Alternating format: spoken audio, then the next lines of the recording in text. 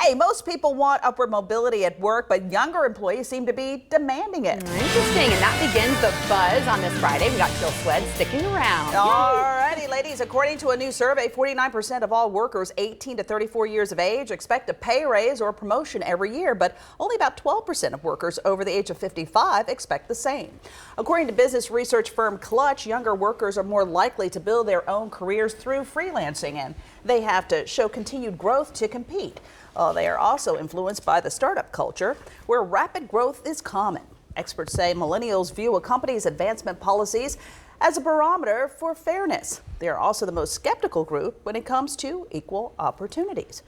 Well, these days we're seeing offices that have 2, maybe even 3 generations of employees. And so that's, for a manager, that's definitely got to be tough. But do you really think that millennials are more skeptical, or that they are more pushy for? I don't know. I think the only thing I would think is just because you're younger, and I think there is still that trying to prove you belong, trying to make sure, you're still pushing, fighting, feeling like you might be clawing your way up. And so maybe that's more the why gosh, I need a raise or promotion to make sure I'm on the right track. Whereas you get older, you may feel a little more comfortable where you are. Not that everybody doesn't always want to raise, sure, right? I was going to say, who doesn't? And then also on the flip side, though, as you get older, you've got kids and families, and so more things come into play. But I don't know. So I don't know. What do you think? Yeah, I think it's just maybe a sign of where things have been over the past couple of generations, especially with those of us that are in that millennial kind of time frame, that it kind of just seems to be the framework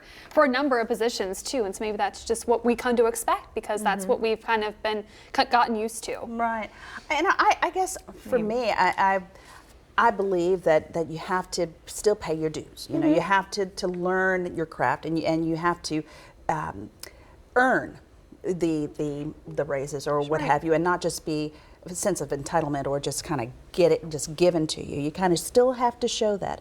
And so, the sage folks still, should be rewarded as well as younger people, but you have to show, you have to kind of still earn it, and not just feel like it's just an entitlement. Interesting study, though. Okay, this is a little lighter.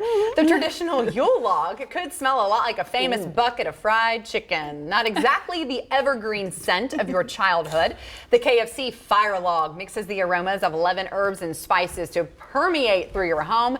It is back by popular demand at Walmart.com. Last year, the unique holiday log sold out in just a few hours. Oh my goodness. I don't know if I'd want my house smelling. Because you're going to be hungry all the time. Well, yeah, and I love KFC, and that smell, but I don't know. Wouldn't it kind of get make stuck? Everything? Because when you go, if you go to a place where they're serving, whether it's KFC or any kind of fried food, when you leave, it comes with you. Yeah, it's like when you smoke, you kind of have to carry that smoke smell. It stays with you. So yeah, I don't know. I guess for the really big KFC fan in your life, that's the perfect gift. But and then I guess if you have like wild animals around and the smoke is going out, wouldn't that draw them to you because of the? I don't know. That's just a risk people are willing to take. Yeah. For that Yuletide log. There you go. How about this last one? Americans love our pooches like children. Apparently named them just like them too. Bella is the most popular dog name of the past decade. The website mydogsname.com compiled a list of the most common names for 2019 and noticed a big trend.